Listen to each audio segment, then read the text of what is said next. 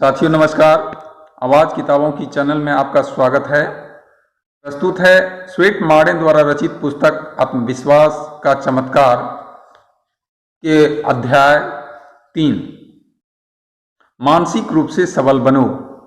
जैसे विचार होते हैं उनका वैसा ही प्रभाव मनुष्य के शरीर पर पड़ता है।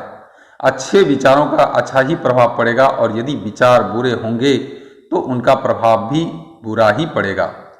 प्रतिदिन हमारे सामने ऐसे उदाहरण आते हैं जिनसे मालूम होता है कि विचार शरीर पर कितना प्रभाव डालता है।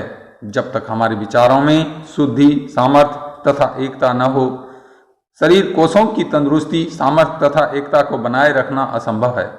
यदि हम अपने विचारों को संतुलित तथा सुखद रखें तो शरीर के कोषों का जीवन भी संतुलित तथा सुखदायी हो सकता है। आशाप्रद सुखदायक विचार हमारे शरीर के करोड़ों नन्हे नन्हे कोषों और रोमों में जीवन की नई आत्मा फूंक देता है। इसके विपरीत भय तथा चिंता का हर विचार, रोग, द्वेष तथा असफलता का हर संकेत अपना अज्ञात विष उन कोषों के अंदर प्रविष्ट कर देता है और फलस्वरूप शरीर में भयानक पीड़ाएं और दुख पैदा होने लगते हैं। इस विश्व में रहकर सबसे बड़ा काम जो इंसान कर सकता है यह है कि वह शरीर की करोड़ों नन्ही नन्ही कोठरियों और कोषों को पूर्ण रूपेण स्वस्थ रखे और इस प्रकार संतुलित रहकर सदाचारी, सच्चा और ईमानदार बन सकता है। आपका मन, आपका अंतःकरण एक नमूना है। आपकी मानसिक स्थिति एक स्तर है जिसको सामने रखकर जीवन का ताना बाना बुना जा सकता है। आठों पहर पूर्ण स्वास्थ्य का चित्र अपनी आंखों के सामने रखें। अपने आप को स्वस्थ, हृष्टपुष्ट तथा समर्थ समझें और निर्बलता का विचार अपने समीप न फटकने दें। आपके मन दर्पण पर अपनी निर्बलता का प्रतिबिंब कभी नहीं पड़ना चाहिए। बीमारी के चित्र को शरीर के अंदर से ठोकर मार कर निकाल दें, जैसे चोर को घर से निकाला जाता है। यदि आप में अपने मस्तिष्क में एक ऐसा चित्र अंकित कर लें जैसा कि एक महान व्यक्ति का होता है, अपने अस्तित्व को अपने सृष्टा का एक प्रतिबिंब मात्र समझ लें तो आप अपने अस्तित्व का यथार्थ जान लेंगे। ऐसी दशा में अपने अंदर ऐसा हौसला, ऐसी हिम्मत पाएंगे जिसे देखकर आप स्वयं चकित रह जाएंगे। हमने अपने अस्तित्व की जैसी भली बुरी तस्वीर अपनी कल्पना में बना रखी है, हम उससे ऊंची उड़ान नहीं भर सकते। यह सत्य है कि जैसे हमारे मन मस्तिष्क में विचार होते हैं हम वैसे ही बनते हैं। अतः स्वयं को दुर्बल, असहाय, शक्तिहीन न जानकर सदैव आत्मविश्वासी, शक्तिवान और सामर्थ्यवान जानना चाहिए और सोचना चाहिए मैं बहुत कुछ कर सकता हूँ। तभी आप सफल हो सकते हैं। बल्कि 24 घंटे ऐसा पूर्ण चित्र सामने रखें जैसा कि आप अपने को बनाना चाहते हैं। फिर आपका जीवन आपके आदर्श के पीछे पीछे चलेगा और उसके मानसिक स्तर का अनुसरण करेगा। हजारों आदमी ऐसे मिलेंगे जो अपने व्यक्तित्व का बहुत ही निकृष्ट, निर्बल और रोगी चित्र हर घड़ी अपने सामने रखने के कारण बिना बीमार बने रहते हैं। उन्हें सदा भांति भांति के रोग घेरे रहते हैं। कोई व्यक्ति उस समय तक स्वस्थ, बलवान और हृष्टपुष्ट नहीं बन सकता जब तक कि वह स्वास्थ्य का चित्र अपने सामने न रखे। बहुत से लोग मानसिक और शारीरिक दोनों दृष्टि से बीमार होते हैं। वस्तुतः वह निर्बलता एवं शक्तिहीनता के चित्र होते हैं और सदा किसी न किसी रोग का चित्र या निर्बलता का अंश अपने साथ साथ लिए फिरते हैं। बहुत से व्यक्ति ऐसे होते हैं जिनके मन में तो सफलता पाने की इच्छा होती है, लेकिन मस्तिष्क में सफलता के विचार होते हैं। जब विचार ही असफलता का होगा तो भला सफलता कैसे मिलेगी? क्योंकि सफलता के लिए असफलता का विचार घातक ही होता है। यदि आप स्वस्थ होना चाहते हैं तो स्वास्थ्य की ही कल्पना करें। अपने विचारों में शक्ति और पौरुष का चित्र रखें। हर समय अपने सामने पूर्ण स्वास्थ्य और तंदुरुस्ती का आदर्श नमूना रखें। कमजोरी व बीमारी का विचार मन में बिल्कुल न लाएं। मैं ऐसे लोगों को जानता हूं जो वर्षों इस विचार को अपने साथ लिए फिरे हैं कि उनके शरीर के अंदर कोई न कोई पैतृक व संक्रामक रोग हैं। यदि कहीं कोई रोग लग जाता है तो वे उसे पैतृक संक्रामक रोग समझते हैं कि वे एक न एक दिन अवश्य उस रोग का शिकार हो जाएंगे। यदि उनका विचार असत्य था और एकमात्र उनका भ्रम था जो बढ़ते बढ़ते उन्हें एक दिन ले डूबा, निरंतर इस बात पर विश्वास करते रहना कि आपके जीवन के दिन गिनती के हैं। आपको रोग लग गया है जो दिल, जिगर दिमाग को चुपके चुपके खाए रहता है तो आप उस भ्रम और उस रोग का एक न एक दिन अवश्य शिकार हो जाएंगे। यह भ्रम न केवल स्वयं आपको और आपके मन को निराशावादी बना देता है, बल्कि आपकी सामर्थ्य और शक्तियों के रक्त की भी अंतिम बूंद निचोड़ लेता है। ऐसी स्थिति में जीवन व्यतीत करना कुछ कठिन है कि हर आदमी हर घड़ी भय का शिकार हो, उसके लिए सिर पर दुख तथा चिंता सवार हो, आठों पहर मृत्यु की काल्पनिक छाया उसके पीछे लगाई हो। ऐसी दशा में तो इंसान सारी सामर्थ्य तथा शक्तियों से वंचित हो जाता है। जैसी आपकी मानसिक कल्पनाएं और विचार होंगे, आपका जीवन भी उन्हीं सोचों में ढल जाएगा। यदि आप निर्बलता या रोग की कल्पना करते रहते हैं तो निश्चित रूप से आपका शरीर निर्बल और रोगी हो जाएगा। बहुत से लोग ऐसे भी हैं जो यदि भोजन का 1 ग्राम मुंह में डालेंगे तो उसके साथ ही अजीर्ण का एक कौर भी अवश्य निगल जाएंगे। उनको हर क्षण यही विचार रहता है कि अमुक वस्तु उनके स्वभाव के प्रतिकूल है, अमुक वस्तु उनके लिए उचित नहीं है। मस्तिष्क को साधारण स्थिति से बहुत जल्दी प्रभावित हो जाता है। परिणामतया पेट और आंतों में पाचन शक्ति की जो क्रियाएं होनी थी वे रुक जाती हैं, क्योंकि पाचन के अवयव बहुत भावुक होते हैं और मानसिक स्थिति का प्रभाव शीघ्र ही स्वीकार कर लेते हैं। मैंने ऐसी घटनाएं प्राय देखी हैं कि एक बहुत बड़े निमंत्रण पर जहां की खूब हंसाने वाले भाषण हुए, जिन्हें सुनकर लोगों के हंसी के मारे पेट में बल पड़ गए और दूसरे मनोरंजनों द्वारा अतिथियों को आनंदित किया गया। उन स्त्रियों ने जो अपाचन की रोगिणी थी और डॉक्टरों द्वारा नियत पदार्थों के अतिरिक्त घर में भी कुछ न कुछ खाती थी, पेट भरकर खाना खाया और उन पर बद परहेजी का कोई असर भी नहीं हुआ। यद्यपि उनको वही खाना यदि घर में खाना पड़ता तो बड़े कष्ट का सामना करना पड़ता। इसका क्या कारण है? यही कि उनका पूरा ध्यान बड़े सुंदर तथा सुखद ढंग से बंटा दिया जाता था और वे किसी दूसरी ओर ध्यान मग्न थी। उनका समय हंसते खेलते बीत गया और जितना वे हंसी उसकी सुखद प्रतिक्रिया ने उनके दिमागों को निष्क्रिय कर दिया और इसलिए उनका भोजन मंद में जाने से पहले दुखद विचारों से दूषित नहीं हुआ। घर की तरह उनको खाने की मेज झाड़ना नहीं पड़ा। यह उनके लिए अनुकूल नहीं था। उन्हें वहाँ वह भय नहीं था कि वे चीज़ें हानि पहुँचाएंगी और न ही उन्हें इन बातों पर गौर करने का समय मिला। अपाचन के पुराने रोगियों ने भी इसी प्रकार के प्रयोग किए हैं। यात्रा में वे जब अति प्रसन्न तथा आह्लादित थे, उनका ध्यान अपनी बीमारी पर से हटा हुआ था, तब उन्होंने ऐसी चीज़ें खाई जो किसी दूसरे वक्त में बदपरहेजी समझी जाती और उन्हें कोई कपट नहीं हुआ। अपने दुर्भाग्य को रोते रहना, उसे कोसना आदि एक न एक दिन किसी बीमारी का निशानी बन जाता है। अगर मनुष्य के मन मस्तिष्क में सदैव यह विचार रहते हैं कि वह शक्तिहीन है, रोगी है, दुर्बल है, उसका स्वास्थ्य गिरा हुआ है, तो वह अवश्य ही अपने विचारों के अनुरूप बन जाएगा। अगर हम किसी दुख या चिंता को सदैव अपने सामने रखेंगे तो वे भी हमारे साथ चिपट ही जाएंगे। अतः ऐसे विचारों को दूर भगाना चाहिए। अपने मस्तिष्क और अपने शरीर पर अत्यधिक ध्यान देने से भी स्वास्थ्य नष्ट हो जाता है। सुस्त और निकम्मे लोगों को अपनी चिंता रहती है। मालूम होता है कि नाड़ी मंडल तथा कल्पना शक्ति में बहुत गहरा संबंध होता है। कहीं जरा सा दर्द हुआ, टीस उठी और उन्हें समझा कि यह तो किसी आगामी भयंकर रोग के लक्षण है। ये लोग हर समय अपने आप को दोषी ठहराते हैं। कभी तो कहते हैं, ओहो आज तो खाना ज़्यादा खा लिया, कहीं नुकसान ज़्यादा ना हो जाए। कभी कहेंगे हवा लग गई है, नींद नहीं आएगी, जुकाम हो जाएगा। दूसरे शब्दों में उनकी आंखें सर्वथा अपने व्यक्तित्व पर लगी रहती है और उनका ध्यान हर समय उसी पर केंद्रित रहता है। उन्हें हर वक्त अपने आप से शिकायत रहती है। वे जीवन को कभी भी पूर्ण रूप स्वरूप और तंदुरुस्ती की स्थिति में नहीं देख सकते। वे झट घबरा जाते हैं। उनको जरा सी बात से बीमारी का भय लगा रहता है। वह राई का पहाड़ और बूंद का सागर बना देते हैं। एक हकीम का कहना है, यदि सोच विचार और चिंता से मनुष्य रोगी हो जाता है तो क्या वह विचार द्वारा ही स्वस्थ नहीं हो सकता? यदि मुझे भ्रम हो जाए कि मैं बीमार हूं तो क्या तंदुरुस्ती और स्वास्थ्य का हर ध्यान रखने में से मैं स्वस्थ नहीं हो सकता? हो सकता हूं और जरूर हो सकता। मनुष्य को चाहिए कि जैसा भी वह बनना चाहता है उसकी पूरी योजना और पूरा चित्र बनाकर अपने मन मस्तिष्क में केंद्रित कर ले। साथ ही अपनी इच्छाओं कामनाओं को भी मस्तिष्क में अंकित कर लेना चाहिए। फिर उन्हें प्राप्त करने और उनके अनुसार अपना जीवन ढालने का पूरा प्रयत्न करें। बीमारियां संसार में प्राय दुख, चिंता, शोक, संताप आदि के कारण उत्पन्न होती है। व्यक्ति के अंदर बीमारियां तभी उत्पन्न होती है जब वह गलत तरीके से सोचता है। बुरे विचारों को अपनाने रहने सहने का गलत ढंग और स्वास्थ्य के प्रति लापरवाही बरतने के कारण बीमारियां होती हैं। अतः जब तक इन गलतियों का सुधार नहीं किया जाएगा तब तक हम स्वस्थ नहीं हो सकते।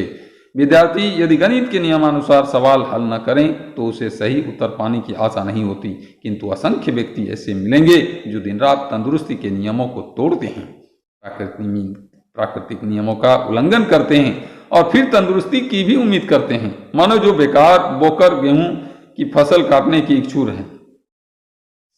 यह तो सब जानते हैं कि यदि घोड़े से काम लेना हो, उसे बड़ी तेजी के साथ दौड़ना हो, तो यह आवश्यक है कि साइस उसको खूब नहलाए धुलाए और उसकी मालिश करे, वक्त पर घास और दाना दे और उसे काफ़ी आराम का मौका दे। किंतु अपने व्यक्तित्व के बारे में भगवान की अपने हाथों से बनाई गई मशीन के बारे में उनका यह विचार है कि यह तो यूं ही चलती रहेगी, उसे तेल मालिश मनोरंजन खेल कूद की कोई आवश्यकता नहीं है। खाने पीने और सोने की नियमित आदतों के बिना इनका काम चल सकता है। स्वास्थ्य पैदा करने वाले विचारों के बिना भी शरीर का घोड़ा काम दे सकता है। इसका अर्थ यह है कि विधाता के अपने हाथों से सृजित इस आश्चर्यजनक मशीन का हम और आप अनुचित उपयोग करते हैं और यह उम्मीद करते हैं कि यह हमेशा ठीक और चालू रहेगी। हम जो चाहेंगे वही करेंगे, हमारी इच्छाओं और आज्ञाओं का पालन करेगी, किंतु फिर भी कब तक? आखिर एक दिन तो बेकार हो जाएगी। भावी शिक्षा लोगों को यह सिखाएगी कि एक दुर्बल अवयव को किस प्रकार बलवान बना सकते हैं, जिस प्रकार एक ओर को झुके हुए स्वभाव संतुलन प्राप्त कर सकते हैं और ठीक हो सकते हैं। स्वीडनबर्ग का कथन है, मानव का प्रत्येक विचार मस्तिष्क के रिकॉर्ड में दर्ज होता है, हर इच्छा अंकित हो जाती है। मनुष्य इस प्रकार अपने शरीर अपने जीवन की कहानी खुद लिखता है और इस प्रकार फरिश्ते हर व्यक्ति की आप बीती उसके शरीर में लिखी हुई पाते हैं। जिस प्रकार हम किसी दूसरी जरूरी और काम की चीज की नींव रखते हैं, उसी प्रकार हमें स्वास्थ्य की बुनियादें भी रखनी चाहिए। जिस व्यक्ति का मन और मस्तिष्क भ्रमित रहता है और जो झूठे विचारों में उलझा आराम से पड़ा रहता है, उसका जीवन भी कोई जीवन है। जो व्यक्ति कर्म में विश्वास रखते हैं, उनका ही वास्तविक जीवन होता है। कर्मयोगी के विचार से श्रम की ही पूजा होती है। वे भ्रम के जाल में नहीं फंसते और आराम करने को हराम ही समझते हैं। पूर्ण और सच्चा मानव वह है जो कभी अपने मन का संतुलन नहीं खोता और जो अपने भीतर दृढ़ संकल्प किए रखता है और कर्तव्य के प्रति समर्पण का भी भावना रखता है। ऐसे व्यक्ति को अपने ऊपर भरोसा होता है और वह स्वयं को भाग्यवान ही मानता है तथा सदा प्रसन्न, सुखी और संतुष्ट अनुभव करता है। उसे किसी से कोई शिकायत नहीं होती। इसमें इच्छा के अनुसार काम करने की शक्ति होती है। प्रत्येक परिस्थिति में वह हंसता मुस्कुराता हुआ आगे बढ़ता है। ऐसे व्यक्ति के मन के पास दुविधा फटक भी नहीं सकती। इंग्लैंड के एक प्रधानमंत्री विलियम पिट हुए हैं। उन्होंने जिस रफ्तार से प्रगति की थी वह सराहनीय है। वह नवयुवक था, तभी संसद बंग, फिर वर्ष भर में ही फाइनेंस मिनिस्टर और 2 वर्ष बाद उस देश का प्रधानमंत्री बन गया। उसमें आत्मविश्वास था, वह सोचने में अधिक समय नहीं गंवाता था। उसके निर्णय ठोस थे, दुविधाएं उसे कभी नहीं घेरती थी। पढ़ाई छोड़ते ही वह तुरंत अपने लक्ष्य की पूर्ति में लग गया था और जो वह चाहता था बनकर दिखा दिया। कारण यह होता है कि वे अपने विचारों को मूर्त रूप देने का प्रयास नहीं करते। ऐसे लोग असफल होते हैं। संसार में ऐसे 90% लोग हैं। कोई व्यक्ति शारीरिक और मानसिक शक्ति की दृष्टि से कितना भी धनी हो, यदि उसमें प्रबल निर्णय शक्ति नहीं है तो वह महान कार्य करने योग्य नहीं बन सकता। जब 2 काम सामने होते हैं और दोनों ही उत्तम और लाभकारी होते हैं, तब भी दृढ़ इच्छा शक्ति वाला व्यक्ति ही सफलतापूर्वक कोई सा काम कर पाता है। दुविधा एक प्रकार से रोग सा है। इस बीमारी का शिकार व्यक्ति कभी नहीं पनप सकता, कभी आगे नहीं बढ़ सकता। यह व्यक्ति की समस्त शक्तियों को कमजोर करने वाला रोग है। इस रोग की तुलना पागलपन से की जा सकती है। विक्षिप्त व्यक्ति की भांति दुविधाग्रस्त व्यक्ति भी बार बार निश्चय और निर्णय बदलता है। आप अपना स्वभाव अवसर को पकड़ लेने और तुरंत काम में जुट जाने को बनाइए। जो व्यक्ति अवसर को दौड़कर पकड़ लेता है, वक्त उसके हाथों में होता है। जो व्यक्ति जो वक्त को तुरंत नहीं पकड़ लेता, वह हाथ मलता रह जाता है। किसी ने विश्व विजयी सिकंदर से पूछा था कि वह कैसे संसार में विजय पाता जाता है। तब सिकंदर ने उत्तर दिया था कि उसकी विजय का प्रमुख कारण उसका निश्चयात्मक संकल्प है। किसी भी व्यर्थ के कार्य की सफलता का राज सही समय पर सही निर्णय लेना होता है। साथ ही दृढ़ संकल्प ही सफलता दिलाता है। हमारे जीवन में हमारे पिछड़ेपन, हमारी असफलताओं और हमारी निराशा का सबसे बड़ा कारण है हमारी नकारात्मक सोच। हम यदि आज असफल हैं तो हमें किसी को दोष नहीं देना चाहिए। अपनी आज की स्थिति के जिम्मेदार हम स्वयं हैं। व्यक्ति दो प्रकार के होते हैं, एक नकारात्मक सोच वाला और दूसरा सकारात्मक सोच वाला। सकारात्मक सोच वाला व्यक्ति सोचता है मैं कर सकता हूँ, किंतु जो नकारात्मक सोच वाला होता है वह सोचता है मैं नहीं कर सकता। दोनों किस्म के व्यक्तियों में यही एक बड़ा फर्क है। आप स्वयं कहिए, भाग्य, सफलता, उपयोगिता, स्वास्थ्य आदि ये सब मेरे ही हैं, चाहे कुछ भी क्यों न हो जाए। इस विचार को निरंतर मन में रखिए। आखिर जो वस्तु, जो कामयाबी, जो खुशी या जो सुख किसी दूसरे को प्राप्त हो सकता है वह आपको क्यों नहीं प्राप्त हो सकता? हो सकता है और होगा भी। यदि आपकी सोच सकारात्मक होगी तो अवश्य होगा। मेरे शब्द सजीव हैं, वे सत्य हैं, वे मेरे अनुशासन में हैं और जो मैं चाहूँगा उनसे करा लूँगा। संसार में ऐसे कितने लोग हैं जो अपनी आत्मा की इस ध्वनि को शब्दों में व्यक्त कर पाते हैं? कितने लोग ऐसे हैं जो सोचते हैं कि हमारे शब्द जीवंत व्यक्ति हैं, शक्ति हैं। हम जो कुछ भी सोचते और कहते हैं उसकी प्रतिछाया हमारे मुख पर अंकित हो जाती है। हमारे मुख से जो भी शब्द निकलते हैं उनमें असीम सामर्थ्य होती है, ऐसी सामर्थ्य जिनका मनुष्य जीवन पर पूर्णतया प्रभाव पड़ता है। इसलिए किसी ने कहा है कि स्वर्ग और धरती भले ही मिट जाएं, किंतु उच्चरित शब्द कभी नहीं मिट सकते। मुख से निकले शब्दों को में अद्भुत सामर्थ्य होता है। 1916 के यूरोपियन युद्ध में इस शब्द शक्ति का कमाल देखने को मिला था। फ्रांस के उच्च सैनिक अधिकारी जनरल पेतौन ने अपने सैनिकों के हृदय में यह विश्वास बैठा दिया था कि जर्मन सैनिक हमारी धरती पर पग नहीं रख सकते। उसके शब्दों में यह सामर्थ्य होती थी कि उसके सैनिकों में अदम्य उत्साह समा गया था। उसने जब कहा कि जर्मन सेना हमारी भूमि पर पग नहीं रख सकती तो इससे उसके सैनिकों में स्फूर्ति का संचार हुआ और वे जी जान से ऐसे लड़े कि विजयी सिद्ध हो गए। युद्ध में कार्यरत डॉक्टरों का कहना था कि घायल सैनिकों को की तो बात छोड़िए, अपितु जो सैनिक इस युद्ध में मृत्यु को प्राप्त हो गए थे उनके मुख पर भी विजय की छाया साफ दिखाई देती थी। जनरल पेतौन ने केवल यही कहा था कि जर्मन घुसने न पाए, बस फिर क्या था। उसकी सेना ने उसे ब्रह्म वाक्य माना और जूझ पड़े जर्मन सैनिकों से। यह सब शक्ति का प्रभाव था और जर्मन सेना फ्रांस की भूमि पर अपने पैर न रख सकी। हमारे मुख से निकला प्रत्येक शब्द संदेश वाहक का कार्य करता है। उससे यदि प्रेम के शब्द निकलेंगे तो वे प्रेम का संदेश देंगे और बैर विरोध के शब्द निकलेंगे तो वे बैर विरोध का संदेश ही देंगे। मन में विचारे शब्दों से मुख से उच्चरित शब्दों की सामर्थ्य कई गुना अधिक होती है। किसी अच्छे वक्ता के मुख से अच्छा भाषण सुनकर मनुष्य के चित्त पर जो प्रभाव पड़ता है वह उसी प्रकार के किसी ग्रंथ को पढ़ने से नहीं पड़ सकता। पढ़े हुए और सुने हुए शब्दों में बहुत अंतर है। लिखित शब्द भूले जा सकते हैं, किंतु सुने हुए शब्दों को भूलना कुछ कठिन होता है। उन शब्दों के पीछे जो विचार शक्ति है वह शक्ति संपन्न होनी चाहिए, जैसा कि हमने वक्ता के उदाहरण से स्पष्ट किया है। मैं एक ऐसे व्यक्ति को जानता हूं जो इस प्रकार का सर्वथा बदल गया था। वह इतना बदला कि आप उसकी कल्पना भी नहीं कर सकते। उसने अपने साथ अपने मन से बात करनी आरंभ की और कुछ ही वर्ष पूर्व तक बड़ा लचीला व्यक्ति था, बड़ा भावुक था। कुछ ही वर्ष में ऐसा तेज तर्रार हो गया कि लोगों को आश्चर्य होने लगा। मन से मन की बात मनुष्य को कुछ का कुछ बना देती है।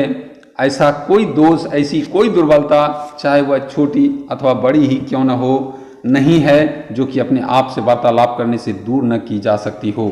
न केवल इतना, उसके अभ्यास से मनुष्य में वह सामर्थ्य जागृत होती है कि जिसकी कोई कल्पना नहीं कर सकता। मनुष्य को सदा अपने मन में यह विचार करना चाहिए, मैं अवश्य यह कर सकता हूँ, मैं करके दिखाऊंगा, मैं अवश्य करूंगा, आदि आदि। इनको केवल मन में ही न रखें, अपितु बार बार इनका मुख से उच्चारण भी करें। फिर देखिए कि आप वह सब कर सकते हैं अथवा नहीं। जो लोग इखलाते हैं, जिनको किसी से बात करते हुए डर लगता है अथवा इसी प्रकार की किसी अन्यहीन भावना से ग्रस्त है, उनको चाहिए कि वे किसी एकांत कमरे में अथवा किसी एकांत स्थान पर जाकर स्वयं से बात करने का अभ्यास करें। स्वयं को शक्तिशाली समझकर उस प्रकार से बात करें और अपने प्रभु को अपने सदा साथ ही उपस्थित समझें। फिर देखिए उनमें कितना साहस उत्पन्न हो जाता है। एक कागज सामने रखिए, उसमें एक ओर को ऐसी बातें लिखिए जो उत्साहप्रद, सफलतादायक और विजयदायक हो। उनके बराबर में उन शब्दों को लिखिए जो कि उनके बिल्कुल विपरीत हो। तब फिर स्वयं से प्रश्न कीजिए कि आप इनमें से किन गुणों के अपने में पाते हैं, गुण पाते हैं अथवा अवगुणों को। यदि आप देखते हैं आप में उन गुणों की कमी है और आप में अनेक विरोधी गुणों का अधिकता है, तो घबराने की आवश्यकता नहीं। आपको अपनी कमी का ज्ञान हो गया है। क्या यह कम है? अब आप उन कमियों को दूर करने का यत्न करिए। अपने हृदय से बात कीजिए कि ये कमियां हैं, इनको किस प्रकार दूर किया जाए। यदि आप भगवान बनना चाहें तो वह भी बन सकते हैं, किंतु केवल दृढ़ इच्छा शक्ति की आवश्यकता है। एक स्थान पर खड़े होकर जोर जोर से अपना नाम लेकर स्वयं से पूछिए, तुम यहाँ किस लिए आए हो? संसार से तुम्हारा क्या अभिप्राय है? तुम्हारा जीवन, तुम्हारा चरित्र क्या संदेश देने के लिए यहाँ है? अपने समुदाय से तुमको क्या मतलब है? तुम किस काम के लिए आए हो? क्या तुम इस बात को समझते हो कि तुम्हें यहाँ कुछ करने के लिए भेजा गया है? क्या जिस काज के लिए तुमको भेजा गया था वह तुम कर रहे हो? क्या दूसरों की भांति तुम भी इस संसार के लिए उपयोगी सिद्ध हो रहे हो? आदि आदि। इस प्रकार सैकड़ों प्रश्न हैं जो आपको स्वयं से पूछनी चाहिए और फिर इनका अंतर भी स्वयं से लेना आरंभ कीजिए। इस प्रकार आपको आत्मनिरीक्षण का अवसर मिलेगा। यह आपकी हृदय से हृदय की बात होगी। इसके साथ ही आपको बड़े विश्वास के साथ स्वयं से ऐसी बातें भी करनी चाहिए। मैं परमात्मा का ही पुत्र हूँ, मैंने उसकी प्रतिमा को बनाया है, मुझ में उसकी सब दिव्य विभूतियाँ विद्यमान हैं, मैं जो चाहूँ वह कर सकता हूँ, मुझ में शक्ति है क्योंकि मैं उस सर्वशक्तिमान परमेश्वर का पुत्र हूँ, इसलिए मुझे उसी प्रकार का कार्य करना चाहिए। मुझ में उन योग्यताओं की भरमार है जो कि मेरी मनोकामना सिद्ध करने के लिए आवश्यक है, इसलिए मैं जो चाहूँ वह कर लूँगा, जो चाहूँ वह पा लूँगा, मेरे लिए कुछ भी असंभव नहीं है, आदि आदि। इस प्रकार जब आप स्वयं से बात करेंगे तो इससे आपका साहस बढ़ेगा। यूँ हृदय से हृदय की बात करने से आपकी सारी प्रकृति ही बदल जाएगी। आपके स्वास्थ्य पर इसका अनुकूल प्रभाव पड़ेगा। C.D. लार्सन द्वारा सुझाए निम्न वाक्यों को यदि आप नित्य प्रति नियमित रूप से दोहराएं तो आप में महान परिवर्तन आ जाएगा। लोग आप पर भरोसा करेंगे। आप नित्य प्रति दोहराइए, मैं जो हूँ उससे अधिक बनूंगा, मैं और अधिक उपलब्ध करूंगा क्योंकि मैं जानता हूँ कि मैं ऐसा कर सकता हूँ। मैं केवल गुणों को ही पहचानूंगा। मैं संकट में दृढ़ निश्चयी बनकर साहस नहीं छोड़ूंगा। मैं केवल सत्य और स्वतंत्रता के सिद्धांतों का पालन करूंगा। मेरे शब्दों में सदा उत्साही प्रकट होगा। मैं सदा परोपकार की भावना से ही कार्य करूंगा, आदि आदि। आपके इस मैं में अहंकार की भावना नहीं अपितु कर्तव्य परायणता की भावना होने से आपको किसी प्रकार का अहंकार नहीं होगा। दूसरे, आपको ईश्वर पर विश्वास है और आपको यह विश्वास है कि आप ईश्वर पुत्र हैं, इसलिए भी आपको अहंकार का स्पर्श नहीं होना चाहिए। मनुष्य में सदा यह भावना होनी चाहिए कि वह स्वयं ही अपनी आत्मा का अनुशासता है। परमेश्वर की दृष्टि में सब समान है। वह हमारा पिता है और उसका सबके प्रति समान प्रेम रहता है। उसकी दृष्टि में न कोई छोटा है और न कोई बड़ा, न ही वह किसी के साथ पक्षपात करता है। वह सबको एक समान अधिकार देता है, सामर्थ्य देता है, वरदान देता है। वह सबको इच्छाओं की पूर्ति भी करता है। मनुष्य को सदा उसका स्मरण करना चाहिए और सदा उसकी सहायता पाने के लिए उत्सुक और लालायित रहना चाहिए। दुर्बलताओं से निराश अथवा भयभीत होने की आवश्यकता नहीं है।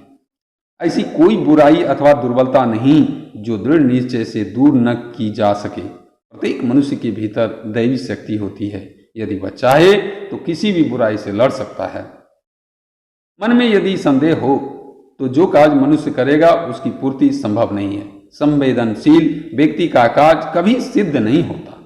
आवश्यक कार्य को भूलना, हर बात पर आशंका करना, सदा वहम पालना, काम करने की इच्छा होने पर भी उसके विषय में अधिक सोच विचार करना, दुविधा में पड़ना मानवीय गुण नहीं है। ईश्वर पुत्र के लिए यह शोभाजनक नहीं है। नित्य प्रति अपने मन में किसी एक ऐसे व्यक्ति का ध्यान कीजिए जिसके कार्य से आप प्रभावित रहे हैं। स्वयं में उन गुणों को समाहित करने का यत्न कीजिए और स्वयं से कहिए कि आप भी उस जैसा बनना चाहते हैं। यदि आपसे किसी प्रकार की कोई भूल हो जाती है तो उसकी चिंता मत कीजिए। सदा अपने को यह भरोसा दिलाइए कि आप विजय की ओर आगे बढ़ रहे हैं। आपके मुखमंडल से भी विजय की भावना ही प्रतिबिंबित होनी चाहिए। ये हृदय से हृदय की बातें मात्र सुझाव के रूप में हैं, या इनको उदाहरण माना जा सकता है जिसे कि आप अपना अस्तित्व समझकर अपना भविष्य निर्माण करें। इससे आपको अपनी योग्यताओं का ज्ञान होगा। इससे यह भी आपको पता चलने लगेगा कि आप में क्या क्या कमियां हैं। जब आप अपने आप से बात करते रहे होंगे तो आरंभ में शायद आपको यह लगे कि यह क्या मूर्खता है, किंतु आपको इस अभ्यास को बीच में ही नहीं छोड़ना चाहिए। धीरे धीरे करके आपको अभ्यास हो जाएगा और आपके मन की यह भावना भी दूर हो जाएगी कि यह मूर्खता नहीं है, अपितु इससे आपको लाभ होता दिखाई देगा। तब आप अपने विषय में और अधिक उच्च विचार रखने लगेंगे। आपको अपने प्रति विश्वास में वृद्धि होगी। आपकी दृढ़ता और सुरक्षा की भावना जागृत होगी। आपको अपनी योग्यताओं पर और अधिक विश्वास होने लगेगा, यहाँ तक कि आप अपनी ही दृष्टि में बहुत ऊंचे उठ जाएंगे। आपको चाहिए कि आपने जो प्रण किए हैं, जो संकल्प आपने अपने मन में धारण किए हैं, आप उनको निरंतर दोहराते रहें और उनको पूर्ण करने के लिए प्रयत्नशील भी बने। ऐसी अवस्था में आपकी प्रतिज्ञा का चमत्कार स्वयं आपको प्रकट होने लगेगा। कोई आपकी निंदा करता है अथवा प्रशंसा, इससे आपको कोई सरोकार नहीं होना चाहिए। आप अपनी धुन में, अपनी मस्ती में, अपनी पूरी शक्ति के साथ अपना काम करते रहिए। लोगों की चिंता छोड़ दीजिए। आपको इस संसार में जो कुछ भी करना है वह आपको ही करना होगा। जो आपको चाहिए वो आपको स्वयं ही हासिल करना होगा। आपको अपनी सामर्थ्य को पहचानना होगा। हृदय से हृदय की बात में आप स्वयं को सदा ही प्रोत्साहित करें। सदा उच्च विचार ही व्यक्त करें। हीन विचारों को ध्यान न दें, स्थान न दें। हर संभव प्रयास से स्वयं में आत्मविश्वास उत्पन्न करने का यत्न कीजिए, क्योंकि आत्मविश्वास से बढ़कर क्रियात्मक और रचनात्मक अन्य कोई शक्ति नहीं है। दोस्तों, एक बात समझ लो कि असंभव कुछ भी नहीं है। इस जीवन में आप दृढ़ संकल्प करें और अपने कार्य में जुट जाएं। सफलताएं आपके कदम चूमेगी। धन्यवाद।